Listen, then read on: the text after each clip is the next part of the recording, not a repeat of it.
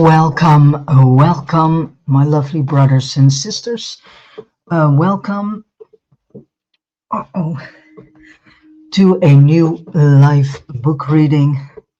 And I continue with the topic about synthetic super intelligence and the transmutation of humankind.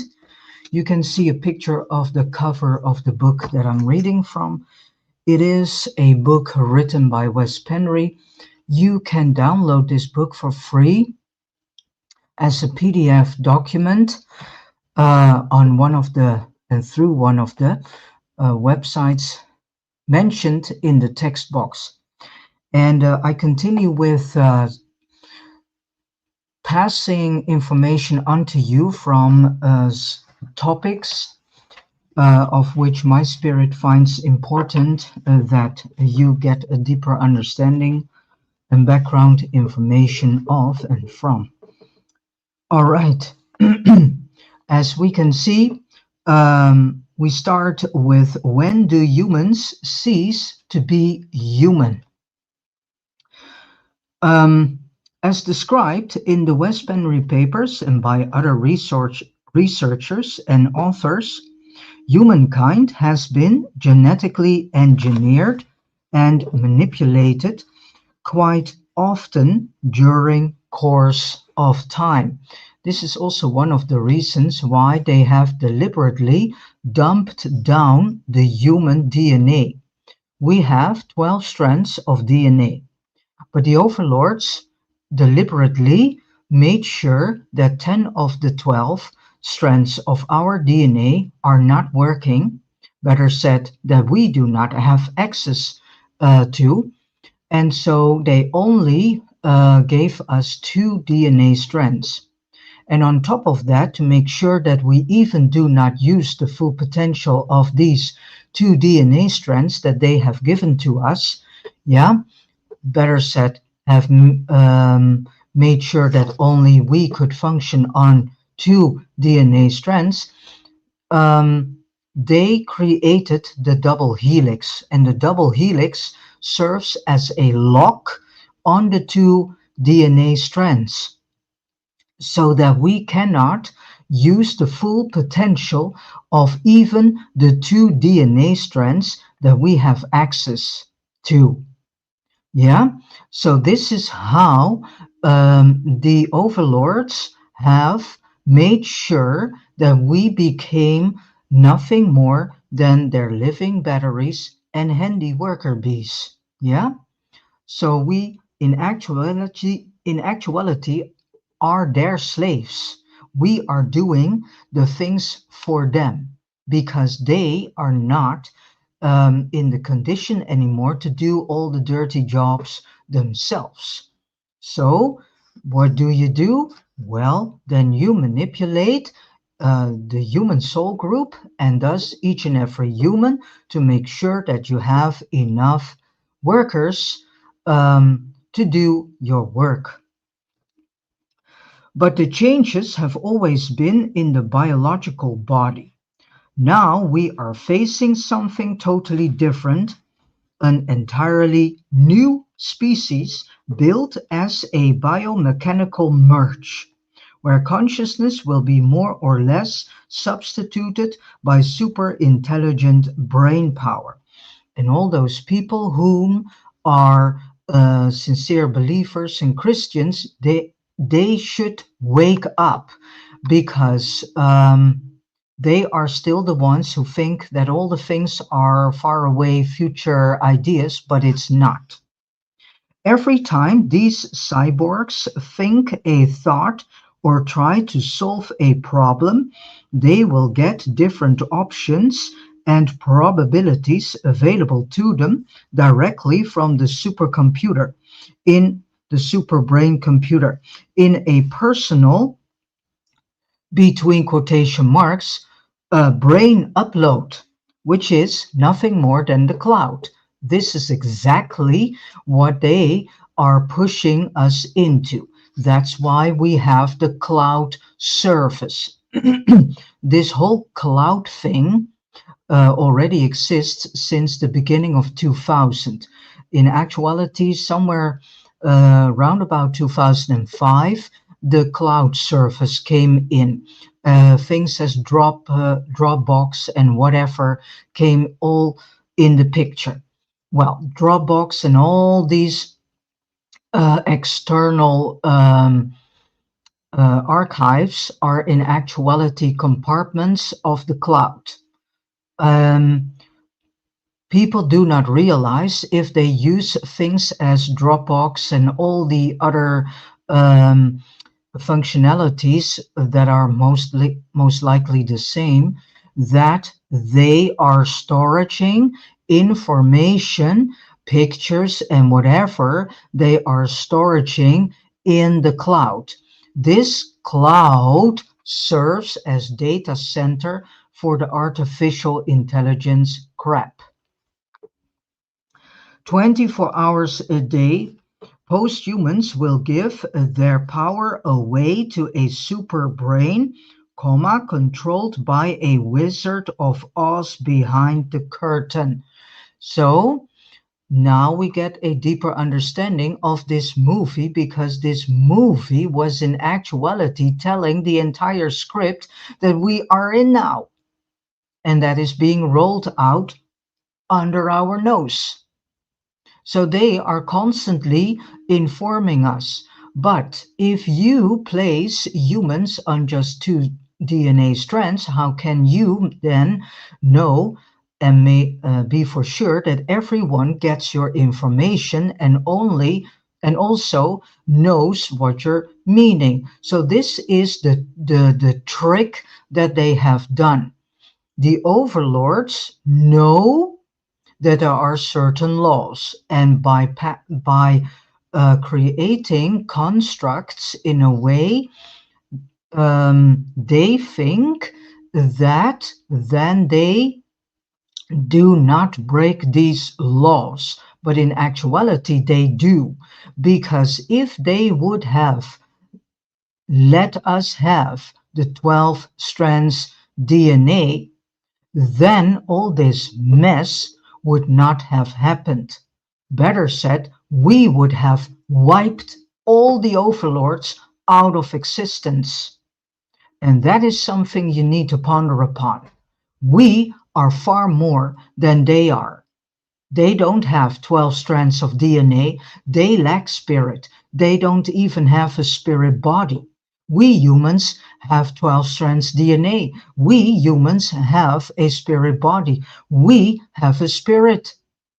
So we are far more above than all these stupid overlords that are trying to lure us into the singularity slash metaverse, which is nothing more than a new prison system and a digital hell system. Yeah, if you want to speak in terms like that.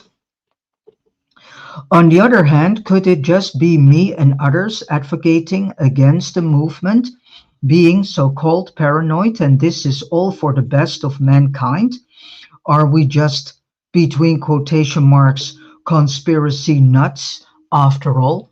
Well, conspiracies we see one after another is not a conspiracy at all. So let us first see if Kurzweil has an answer to the important question: when do humans cease to be human? If we regard a human modified with technology as no longer human, where would we draw the dividing line? Is a human with a bionic heart still human? How about someone with a neurological implant? What about two neurological implants? How about someone with 10 nanobots in his brain? How about 500 million nanobots? Should we establish a boundary at 650 million nanobots? Under that, you are still human, and over that, you are already post-human. So where is the line? Where is the line that says, okay, if you're under that line, then you're still human, but if you're passing it, you are post-human?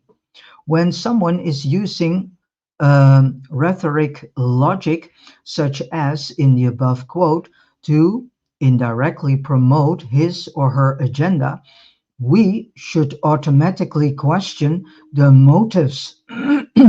It is not a question of whether we should transplant an artificial heart in order to save a human being.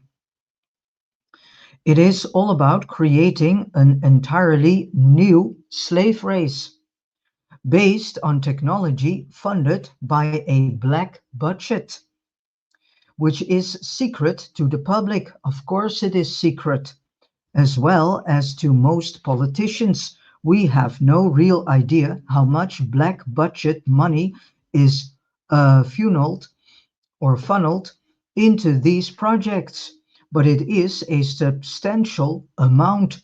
The real motive is not to save a person in need, but to create cyborgs out of an entire species. Hence, his logic goes out of the window. Moreover, a species, Homo sapiens sapiens, is taken off its path of freeing themselves from a locked in frequency band, which we call 3D. So, in actuality, you can say that the overlords are also blocking our path of free will to not save ourselves. So they are respectless to the fact that we have free will. And we see it happening because our free will is with the day more and more taken away. Doing so by using spiritual powers, not brain powers, and put under the overpowering influence of a supercomputer that will do its data collection and its thinking for them.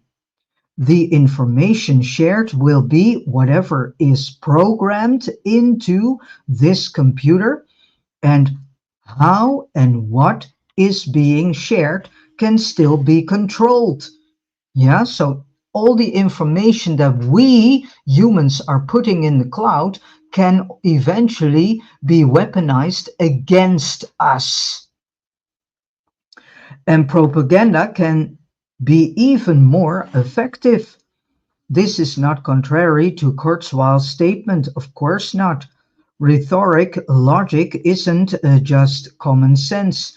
It is not enough to be so-called optimistic. Kurzweil, it is a matter of seeing the future from a so-called, between quotation marks, holistic viewpoint and not with tunnel vision. It is elementary logic once we open our eyes, that we see not only potential dangers, but a new kind of slave species emerging, which will be under total collective hive control by whomever sits behind the curtain in Oz.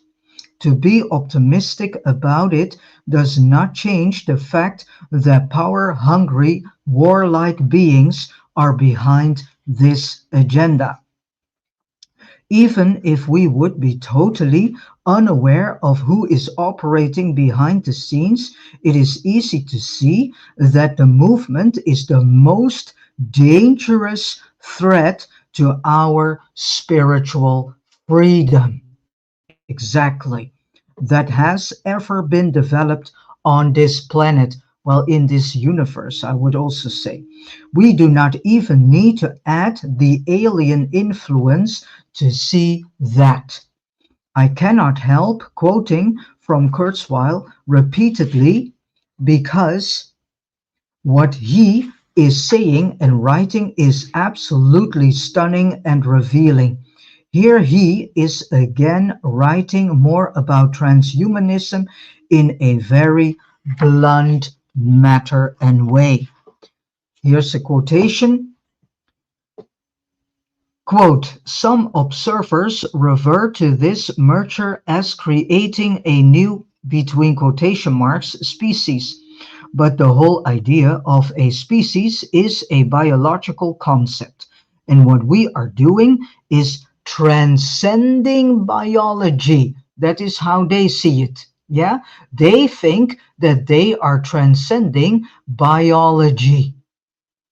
That is how they do word sorcery. We need to see through all the word sorcery that these people are speaking to us. We need to flip everything they say because they are sorcerers.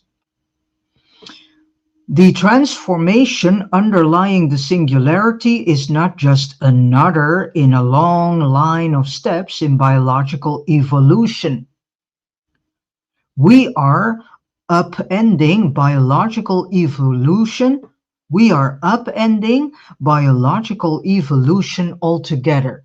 So, what is being said here is that they want to end biological evolution, which means they do not allow us to biologically evolve. They want to control our evolution. And they want to decide what is good for us, and they want to control our evolution by their ideas as they seem fit that we need to evolve into. It can hardly be blacker on white than the above statement, taken from his book. He wants to change the entire concept of what a species is. He wants us to forget the concept of a species necessarily being biological at all. Better said, he wants to forget us to see that we are biologic and that the world we live in is a biological system, is a living library. And now the living library is killed on daily basis, with us included.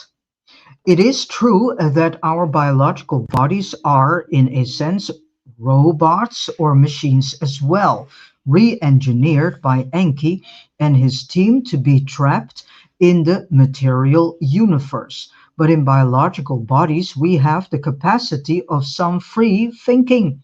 Not so when humanity has transformed into cyborgs, because then free thinking is out of the window forever and there is no free thinking anymore because everyone is connected to a hive mind. The Pleiadians have always said that because this is a living library, genetic experimentation has been done and is being done on daily basis, on a regular basis, in one form or another, and by that, genetic engineering is to some degree acceptable. But what is acceptable? Yeah, ruinification of all species is, in my opinion, not acceptable, especially if you know what the real deal agenda is behind all the creation of cyborg singularity metaverse. I disagree with this because such argument only applies to Enki's logic. This is not his planet and shall never be, to begin with, so he has no right to remodel or transform anything if it were not for us humans continuously giving him our direct or indirect consent. And that is why I say to all these people who are believers and are staying stuck to a so called holy book, which is not holy at all, uh, please throw that book out of the window and start seeing the world for what it truly is. And start dive into informing and educating yourself of what is truly happening. Enki and his cohorts would have long since been out of here and put on trial. No one has the right to claim us. No one has the right to ownership us. No one has the right to have any ownership over our DNA strands. No one. No one has the right to experiment on life forms, no matter if they are humans, animals, or whatever. No one has the right to do so without given consent slash permission for it. If and this is the whole thing. They lure us into all sorts of traps we do not see as a trap, and so we give consent. But if we are truly seeing what is being done, then we are saying, well, wait a minute, but that is not what I want. That is not what I gave permission to. So that is one of the main reasons why the overlords created the voting system, because the voting system is directly connected to all these agendas of singularity, metaverse, and the so-called green agendas, which are not green at all, because all these agendas are based on total destruction of all life here on Earth. So all these agendas are connected to the voting system. And so the overlords created the voting system as a handy tool to make sure that at least a huge amount of humans would participate in their plans and give permission. But these humans do not realize that they also give permission on behalf of the rest of us who do not agree with these agendas. So that is why I'm advocating stop voting, because it's useless. And every time, if people have voted, the condition in their country becomes worser and worser and worser. Did voting brought us humans any good? No, it didn't. It made life on Earth far more worser than it should have to be. So this means, in spite of what Enki did, it was and still is our responsibility to make our own decisions. And we choose, albeit under manipulation, to be part of Enki's experiment, set up by a conquering species who needed us for their own selfish purposes. And this is exactly what the whole singularity and metaverse is all about. It's set up for someone else's purposes. Yes? And it's not being created for our benefit. No, it is being created for someone else's selfish purposes. However, I also strongly advocate for total disclosure, not from our governments, but from the overlords themselves, of what their real agenda is and what happened in the past so many eons ago. If they won't give us full disclosure, and they shall never do, because then the whole scheme will collapse, we will not be able to examine all the options we have as a human soul group. On the other hand, if we would be allowed to look at all the potentials and possibilities, and the majority of the human population still would choose to go for the singularity alternative, I'll rest my case. Humanity would have made their choice and would have to take full responsibility and face then all the consequences of their actions. As it is now, the debate is biased and the information shared is not complete. So we as humans cannot make proper decisions. But I would say the information that you get to know is information in which you can make your decision if you still want to participate in the singularity, yes or no. Thus, there is a need for books such as this one.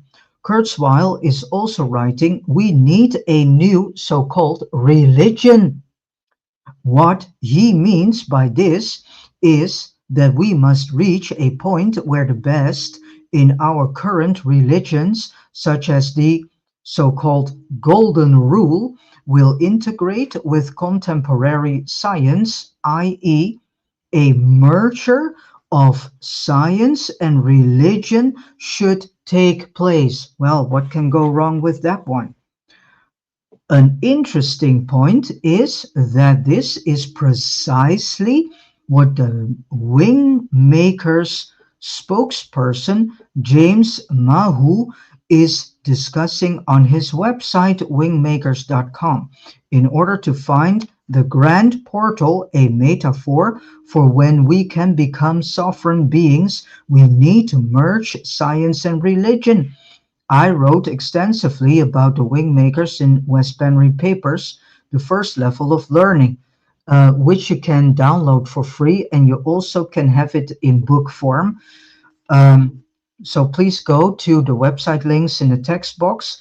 You can download all these Westbury Papers, first level of learning to the sixth level of learning. You can download them for free. The following dialogue between Mr. Gates and Kurzweil contain some very disturbing ideas, such as the following.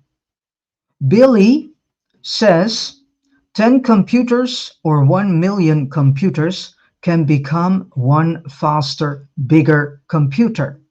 As humans, we cannot do that. That is their belief, yeah? That is their belief system. Why is this their belief system? Because they darn well know that in actuality, we humans can replace machines if all our DNA strands would work.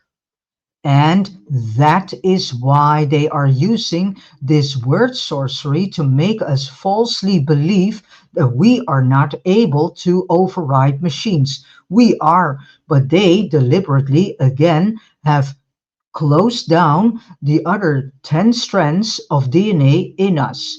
So we function on 2 strands of DNA, whom also are diminished in a certain way and to a certain extent. And on top of that, they have placed this double helix that serves as a lock. So this is how we need to understand that they make us falsely believe that we are not capable of overriding machines. We can, if we again would operate on our 12 strands of DNA, we would not need technology at all. As humans, says Billy, we cannot do that. That is his false belief system. We each have a distinct individuality that cannot be bridged, says Billy, according his own false belief system. Then Mr. Ray says, that's just a limitation of biological intelligence. Excuse me, Mr. Ray knows exactly what has been done to us. The unbridgeable distinctness of biological intelligence is not a plus. Here it comes, between quotation marks, silicon intelligence can have it both ways.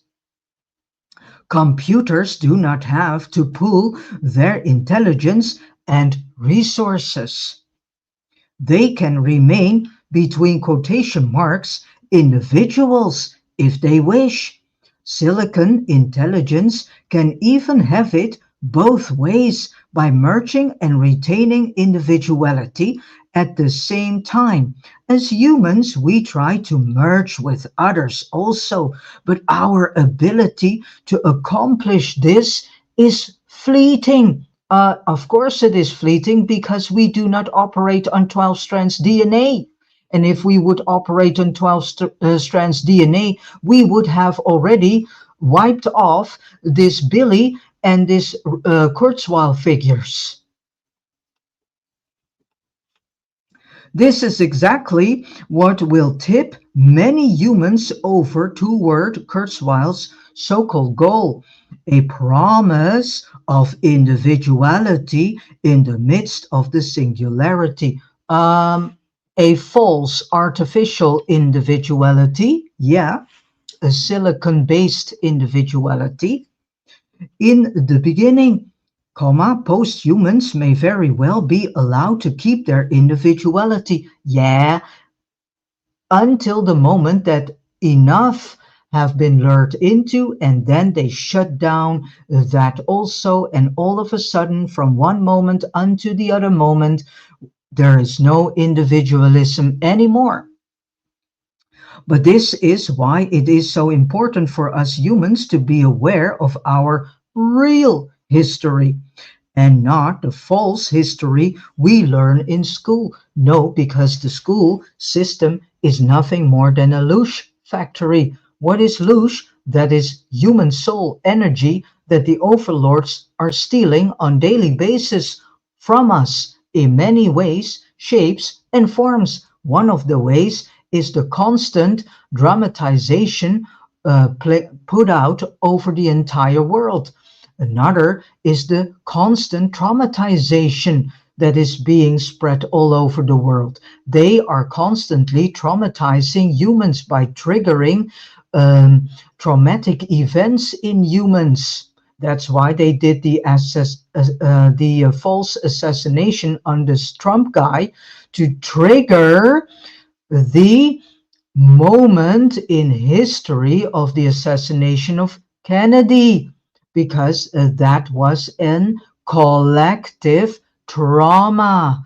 And this is how they traumatize the humans on daily basis. Then we have all these psyops that they also use to traumatize the human species all over the place and all over the world. So we need to wake up to their tricks and to their games and to their mechanics and dynamics of their sorcery game. If we do not know our past, it is bound to reoccur, which is exactly what is about to happen. We are in the repeat of Atlantis, because this whole singularity was also at play in Atlantis era. Even if some individual thinking may be allowed, it will be very limited, and soon enough only objective, calculative thinking will be possible. That is why they are trying to shut our mouths through censorship.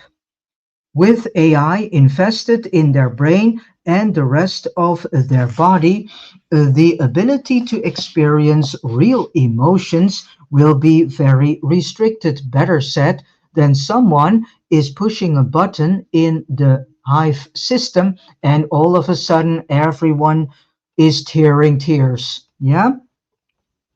So the primordial womankind, the Namlu'u, as Wes Penry is calling the original human, uh, were trusting toward others and did not expect being deceived by the overlords.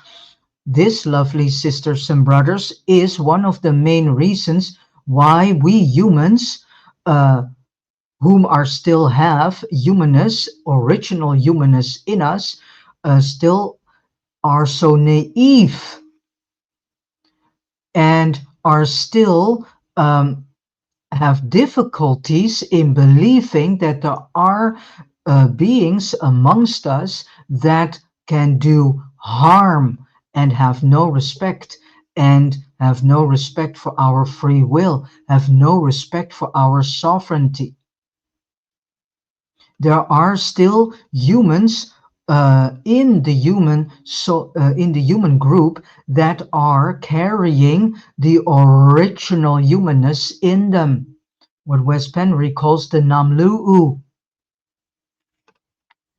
And these Namlu'us, because of what happened to our home planet Tiamat. Tiamat got splintered up in many pieces due to a cosmic war, and many of the original humans were in such a state of shock that they were for a 1,000 years in a deep, deep shock. And when each one of us started to wake up from this shock, we then were hijacked by Enki. So those among us who remember things, they are in actuality people whom are remembering life on Tiamat and who remember that the earth should not be as it is now. We are indeed living on a leftover piece, so to say, of Tiamat. And in actuality, you can say this is still Tiamat. And we can know this due to all the petrification that we discover, the petrifying trees, humans, mushrooms, animals, and other life forms that have become petrified during this cosmic war. And so, people, especially in the area of Utah and Wyoming, you can see a lot of petrified beings, such as trees, mushrooms, humans, animals. Not all rocks in that area are rocks. And there are many places in the world where you can see that the rock formation is not just a rock formation, but a petrified being. And this is the proof of the existence of Tiamat and this cosmic war that have and has taken place. So we are trusting toward others and did not expect being deceived by the overlords, comma, and over the eons we haven't learned much. We still generally trust, between quotation marks, authorities who do not have any of our interests in mind. They don't care about us. So that is why they are bringing us in this constant state of sickness and do everything to have us poisoned on daily basis. So they can instigate their solutions. And of course, their solutions are not solutions at all. You may have asked yourself how the Namlu'u could be trapped in human bodies that were created by their oppressors. So again, you may have asked yourself how the Namlu'u could be trapped in human bodies that were created by their oppressors who had chased Namlu'u's creators away and trapped the primordial womankind in a locked in dimension. Although a long time had passed between the war of the Titans and the moment the Namlu'u were trapped in Enki's bodies, shouldn't the Namlu'u still have been suspicious enough not to trust the overlords? I do not have the information about what exactly made the Namlu'u cooperate with the overlords, but I can imagine that Enki disguised himself as somebody else.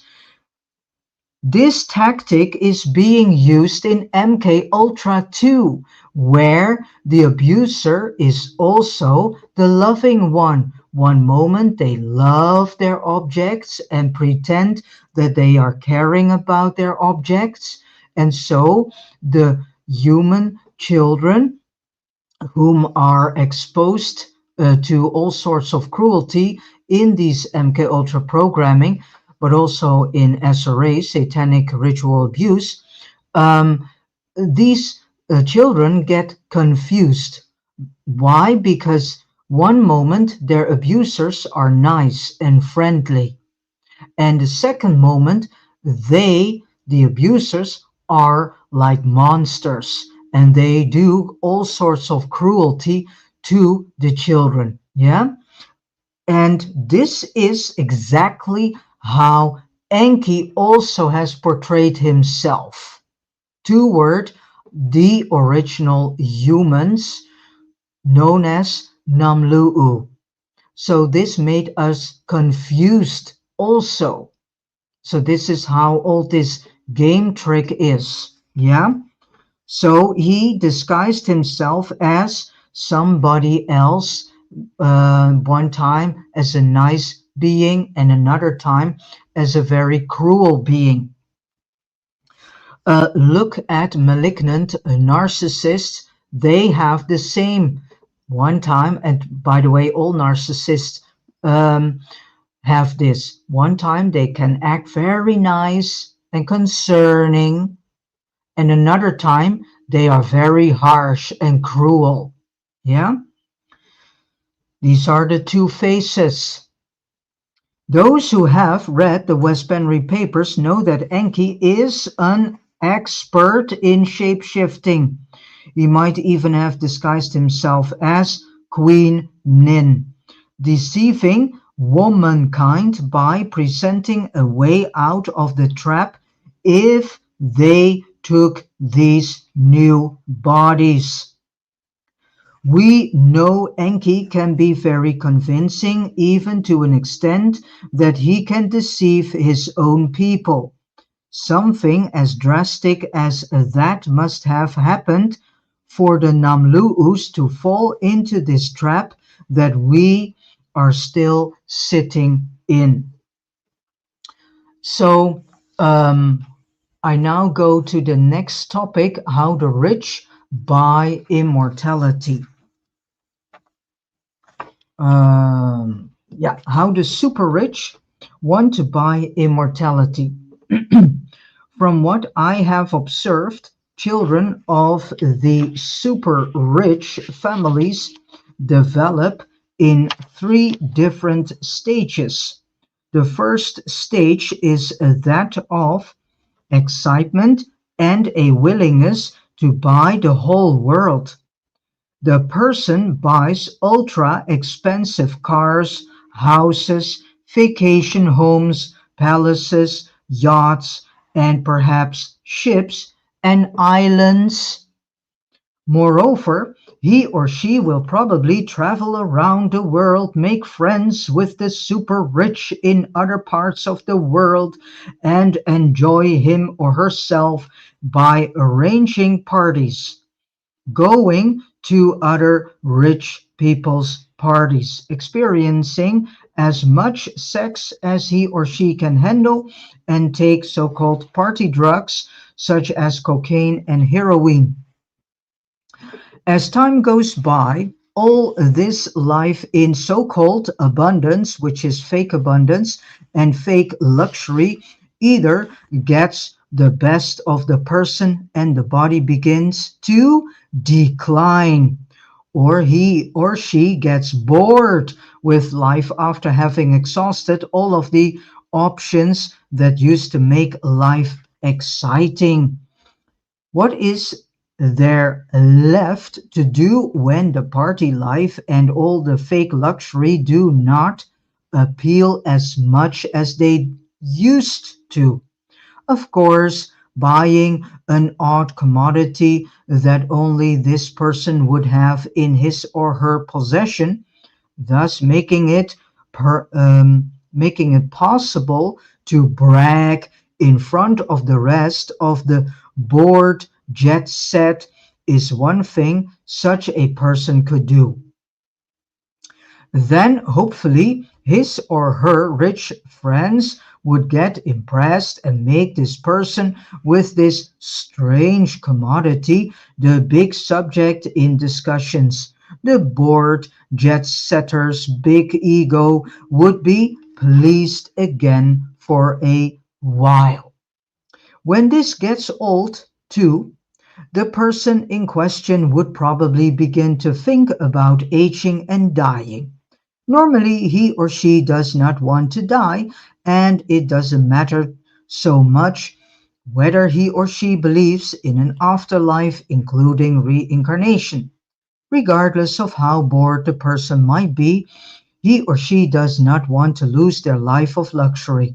What if this person reincarnates into a middle class family next time? Oh my gosh, God forbid. Or perhaps life ends completely at the very moment of death. Horrible thoughts. Hence, when a way of obtaining immortality becomes available, the person jumps on it. For those who want to read more about this, the London-based newspaper The Evening Standard recently ran an article about how London's super-rich will potentially reach serious life extension with quite a lot of help from cutting-edge scientists. At the end of the DNA are caps called uh, telomeres. Dr. Mark Bonar, a cellular aging specialist, compares the telomeres to the plastic at the end of shoestrings. They prevent the end from fraying.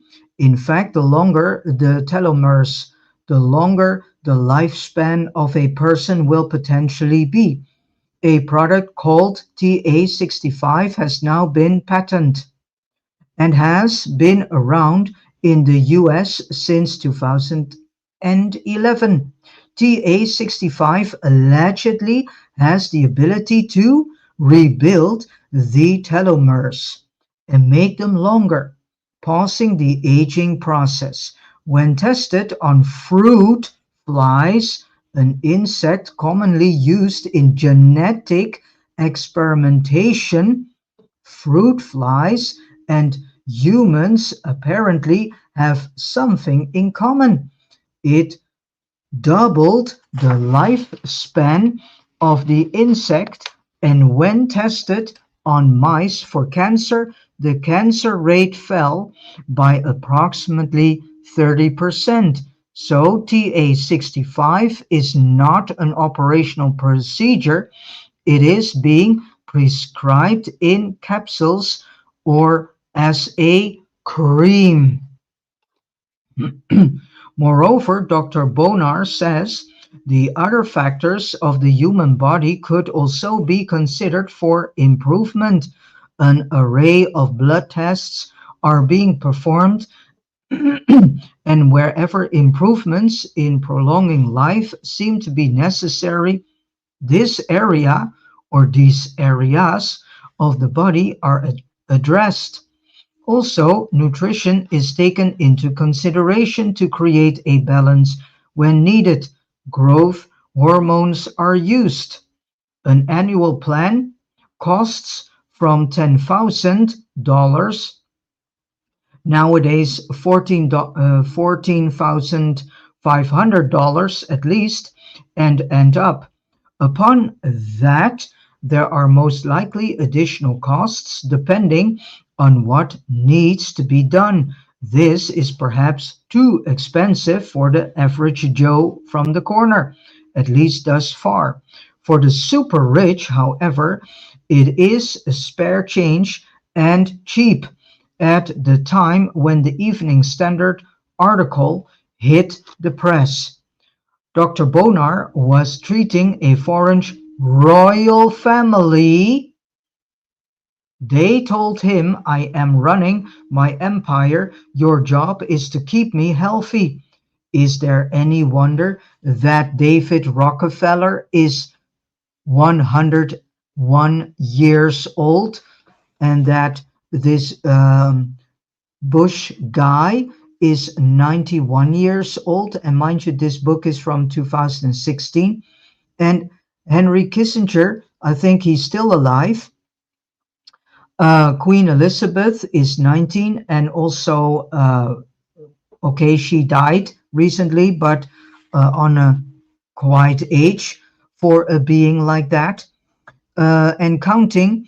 And they are still actively running empires or staying involved in world of politics, including traveling and attending meetings.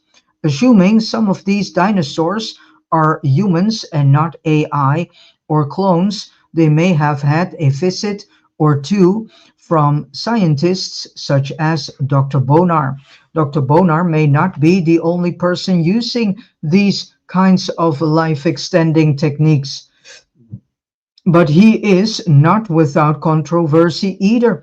On December 10th, 2015, the British news media, the Mirror, .co.uk posted an article on Dr. Bonar, which revealed that he was accused of having mistreated a 46-year-old woman with cervical cancer, not telling her she was terminally ill.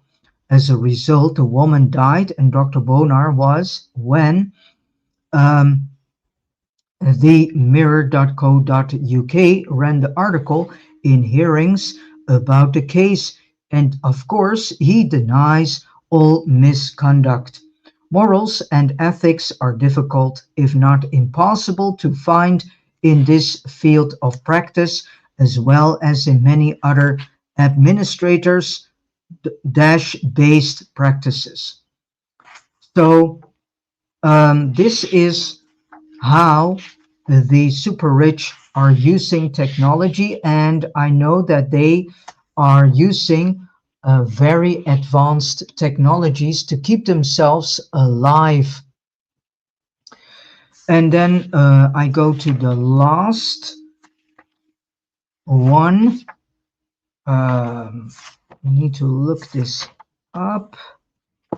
Wait a minute. That is artificial consciousness is already here. And uh, yeah, this is a short piece of text. So artificial consciousness. On October 27, 2015, the newspaper, The Telegraph.co.uk, ran an article called "Family Members Could Be Kept Alive Forever Using Social Media History Dash Dead family members could be brought back to life using their history on social media to power virtual avatars." Simon McKeown is a reader in animation and post-production at Teesside University. One of his projects is to reawaken our dead relatives in the future by creating, between quotation marks, synthetic digital life. It is incredible what they are doing while we are distracting ourselves by so-called news. Yeah. So in the meantime, behind closed doors, they are experimenting with all sorts of technology and synthetics and whatever they have, and doing all sorts of experimentations and finding out things of which our mind hardly can imagine that they can do this. So, by creating synthetic digital life with something called photogrammetry, using this technique, scientists will be able to create an accurate reconstruct of a virtual 3D shape of a human being from existing photographs and video. Wow. Computer voice synthesis will take account local and regional accents to deliver a more accurate representation of what they sounded like. People would then be able to construct a reality where they never had to say goodbye to those they love. McKeown continues with the quote, "Using emotion sensitive human computer interaction, our artificially intelligent participants continue to acquire ongoing knowledge long after their death. They evolve digitally and do not die. Well, this brings me huge concerns, and so it should do for many of us. And I know there is already an organization called Colossal in America that is, and here it comes, so-called resurrecting through CRISPR-Cas technologies and other technologies, um, animal species that are in actuality for eons gone of this world, such as the sable-toothed tiger and the mammoth. They want to resurrect these beings again. Uh, we need to wake up, really, and see really what is going on in this world.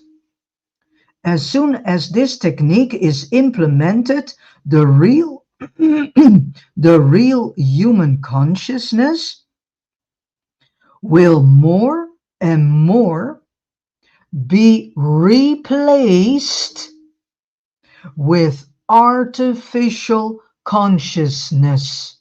Wow. As soon as this technique is implemented, the real human consciousness will be more and more replaced with artificial consciousness.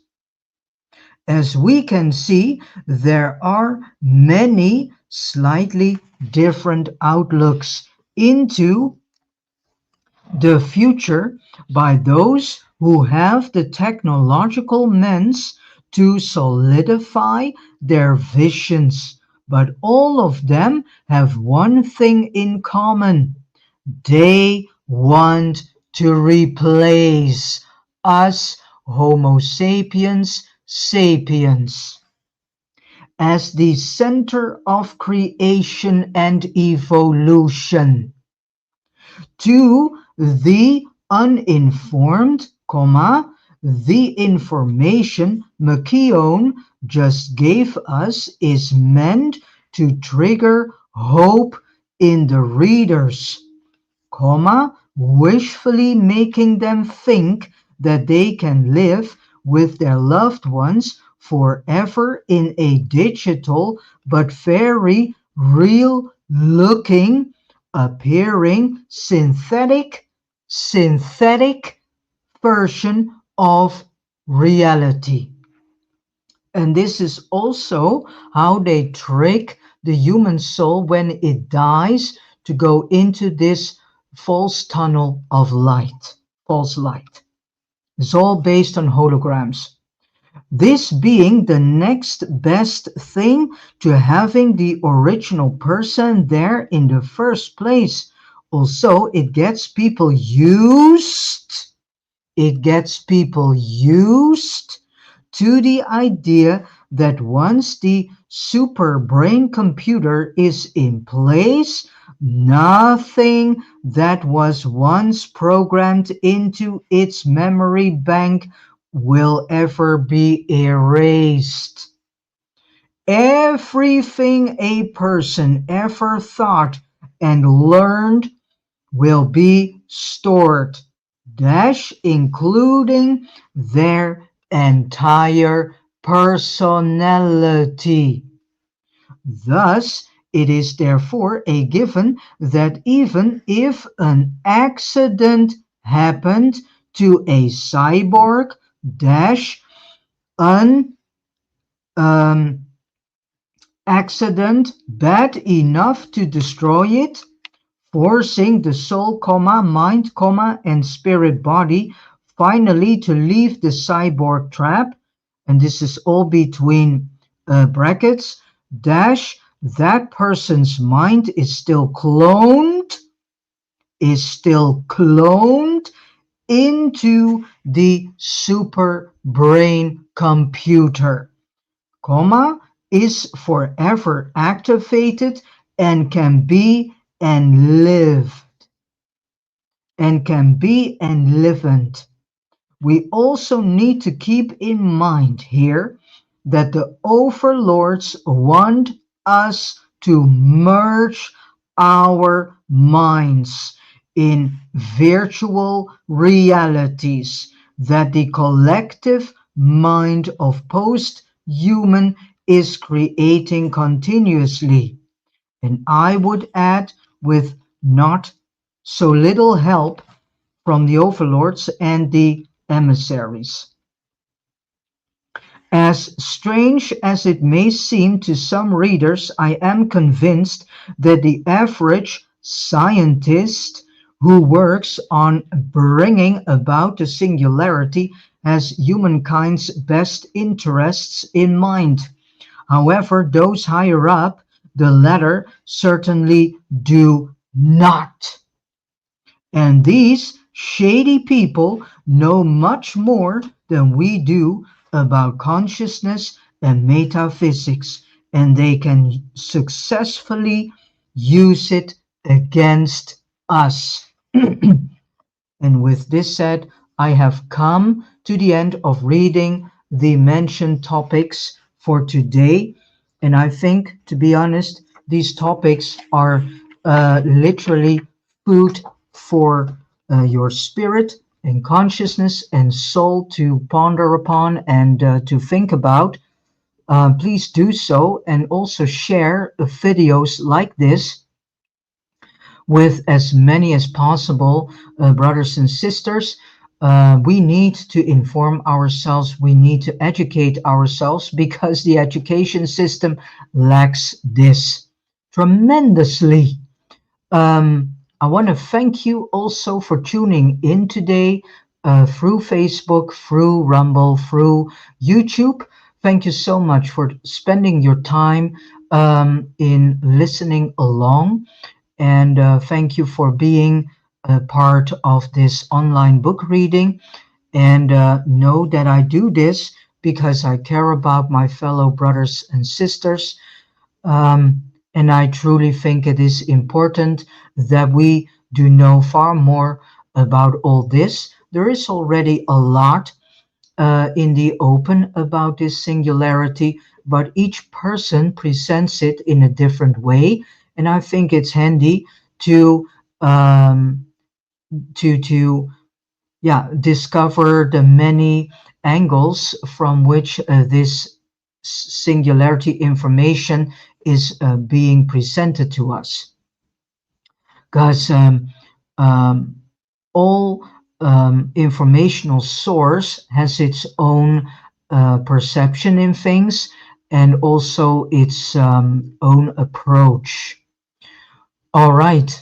Again, thank you so much. And I wish you all a beautiful, joyful day filled with a lot of love, wisdom, truth, joy, and also revelations, all coming from your own spirit. And I would say go start communicating with your own spirit and about all these topics, and see what your own spirit has to tell to you about the singularity, about the metaverse, about technologies, and learn from it.